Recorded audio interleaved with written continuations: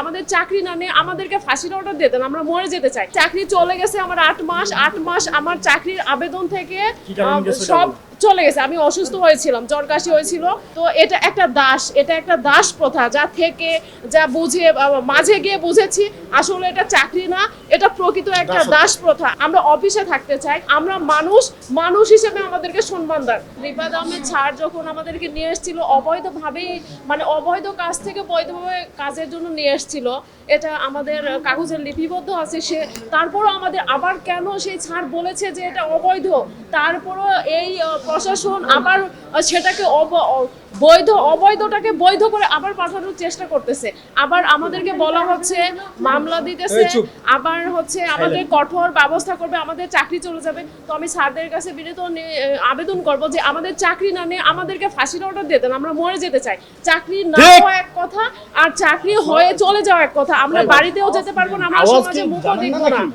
তার থেকে আমাদেরকে ফাঁসির অর্ডার দেন, এটাই ভালো হয়। আর আমরা দেখেছি যে জাস্টিসের পাশে যেতে গেলে মানে আমরা তো অফিসে একটা ছাড় পাই। 200-র বেশি সার্ভিস ও ফিচারে লেনদেনের সব বিকাশ অ্যাপে সম্ভব। আর ওখানে মানে সবাই যে আসবে সেই স্যার, যে হবে সেই স্যার, ছোট আসুক বড় আসুক সবাই স্যার। আর আমরা কাজের লোকেদেরও কাজ করতে হয়। স্যারের বাসায় যারা কাজ করে বা স্যারেরা 32,000 টাকা পায় বা 34,000 টাকা পায় মন্ত্রণালয় থেকে, সেই টাকা দিয়ে লোক রাখার পর ওই লোকেরা বসে থাকবে, আমাদেরকে সম্মান করতে হবে। ওদের কথা যদি ওরা যদি যায় কিন্তু স্যারদের লাগায়, সেই পরিপ্রেক্ষিতে কথা বললে আমাদেরকে মামলা দেয়, আমাদেরকে জুলুমের শিকার হতে হয়।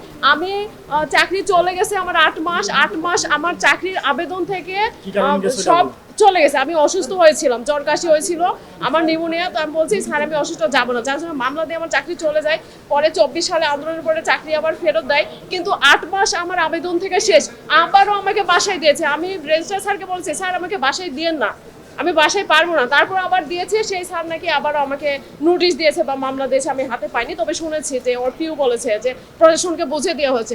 তো এটা একটা দাস প্রথা, যা থেকে যা বুঝে মাঝে গিয়ে বুঝেছি আসলে এটা চাকরি না, এটা প্রকৃত একটা দাস প্রথা। আমরা আসলে দাস প্রথা থাকতে চাই না, আমরা অফিসে থাকতে চাই। আপনারা অবশ্যই দেশবাসীর কাছে আহ্বান, প্রতিষ্ঠানের কাছে আহ্বান, চিফ জাস্টিস স্যারের কাছে বিনীত অনুরোধ যে আমাদের এই জুলুমের শিকার আর করবেন না। আমরা মানুষ হিসেবে আমাদেরকে সম্মান দেন, আমাদেরকে এত বড় ঈদে সম্মান দিতে হবে না, মানুষের হিসাবে দেন। আমাদেরকে এই নির্যাতন থেকে আপনারা অবশ্যই মুক্তি দেন, আমরা মুক্তির পথ চাই। অনেকে একজন মরে গেছে, একজন বাসায় যায় মারা গেছে, ছুটি না পায়, ফাঁসি দিয়েছে, তার কত কষ্টে সে মারা গেছে, এটা সবাই জানে।